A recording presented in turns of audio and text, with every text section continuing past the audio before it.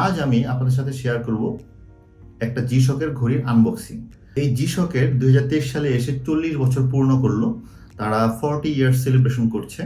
তো এই সেলিব্রেটিং একটা মোমেন্টে আমরা জি-শকের একদম অরিজিনাল যে ঘড়িটা ছিল বা প্রথম যে ঘড়িটা ছিল সেই মডেলের একটা ঘড়ি নিয়ে কথা বলবো এবং তার একটা আনবক্সিং করব। জি-শক বাজারে প্রথম আসে 1983-তে এবং তাদের এই বাজারে ঘড়ি আনার হিস্ট্রিটাও একটু মজার। 80-র দশকের শুরুর দিকে, মানে 80-র একদমই শুরুর দিকে কেসিও একটা ঘড়ি বানাতে চাইলো যেটা সহজে ভাঙবে না, বিভিন্ন রাফ অ্যান্ড টাফ সিচুয়েশনে যে ঘড়িটা সার্ভাইভ করবে। এবং তার এই আইডিয়াটা আসার গল্পটাও বেশ মজার।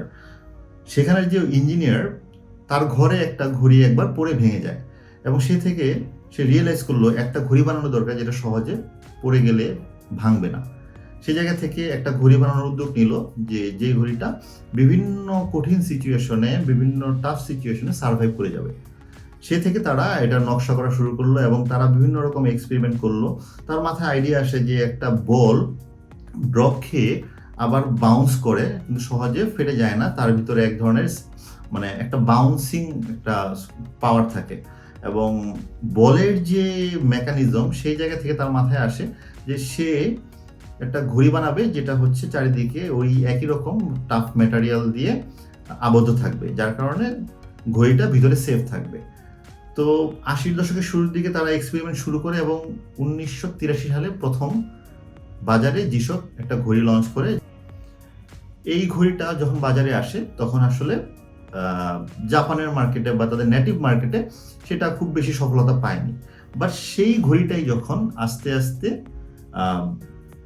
আমেরিকা বা ওয়েস্টের দিকে গেল, তখন সেখানে যারা স্পোর্টস লাভার ছিল, যারা স্কেটিং করতো বা যারা হচ্ছে বিভিন্ন স্পোর্টসের সাথে জড়িত ছিল, তারা এই টাফ ঘড়িটা অ্যাপ্রিসিয়েট করে।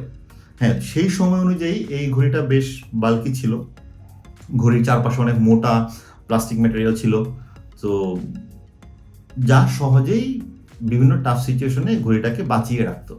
তো যখন আসলে এই নেটিভে আসলে খুব বেশি সফলতা না পেলেও ওয়েস্টে যেয়ে যখন এটা সফলতা পায় এবং আস্তে আস্তে সকলের কাছে জনপ্রিয় হতে থাকে এই জি-শক ব্র্যান্ডটা, এবং তারপরে হিস্ট্রি আসলে সবারই জানা। আস্তে আস্তে ওয়ার্ল্ড ওয়াইড জি-শক একটা টাফ ওয়াচ ব্র্যান্ড হিসেবে অ্যাপ্রিসিয়েটেড হয় সবার কাছে। সকল ইয়ুথরা, সোলজার বা যারা হচ্ছে বিভিন্ন এক্সট্রিম স্পোর্টসের সাথে জড়িত, তারা জি-শক ইউজ করা শুরু করে এবং জি-শক তখন আস্তে আস্তে মার্কেট গেইন করা শুরু করে এবং ওয়ার্ল্ড ওয়াইড পপুলারিটি পায়। তো আজ এই জি-শকের 40 ইয়ার্স উপলক্ষে আমি জি-শকের যে অরিজিনাল যে মডেলটা ছিল সেটারই একটা মডিফাইড ভার্সন, যেটা আপগ্রেডেড ভার্সন, সেম ডিজাইনটাই, সেম ঘড়িটাকেই একটু মডিফাই করেছে, 2 কালার টোনে নিয়ে এসেছে এবং তার নাম দিয়েছে 5610।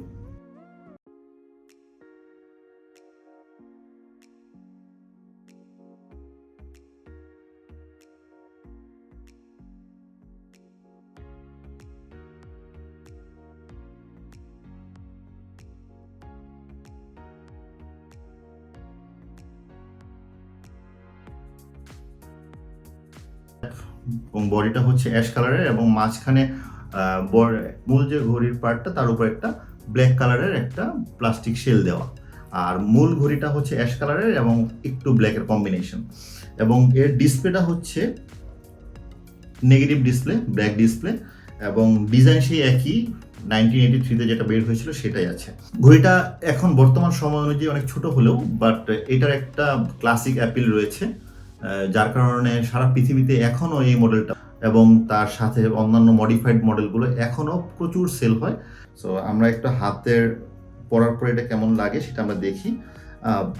এটা হচ্ছে হ্যান্ড ফিল। এই ঘড়িটা আমি আসলে জি-শকের 40 ইয়ার্স উপলক্ষে তাদের আসলে যে ক্লাসিক ওয়াচ, সেটা আমি একটা কালেক্ট করতে চেয়েছিলাম এবং সেই জন্যে আমি এটা কালেক্ট করি, ইন্ডিয়া থেকে কালেক্ট করি এবং এটা আমি প্রিজার্ভ করছি বিকজ এটা একটা সিগনেচার মডেল জি-শকের, এই জন্যই এটা কালেক্ট করা। Thank you.